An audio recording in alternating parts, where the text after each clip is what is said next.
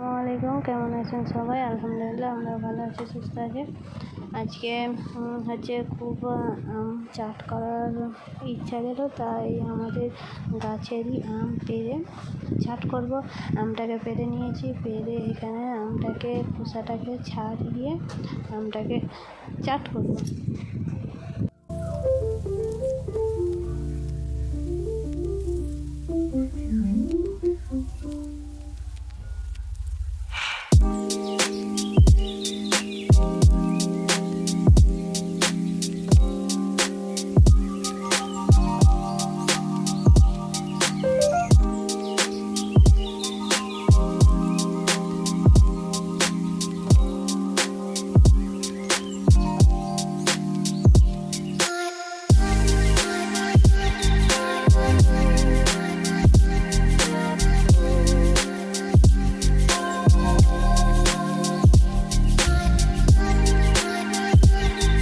আমটাকে কেটে নিয়েছি, কেটে নিয়ে ভালোভাবে ধুয়ে নিয়েছি। এবারে এতে অল্প পরিমাণ নুন, লঙ্কা গুঁড়ো, ধনে গুঁড়ো, জিরে গুঁড়ো আর সরিষার তেল দিয়ে ভালোভাবে মাখিয়ে নেবো চাটটাকে।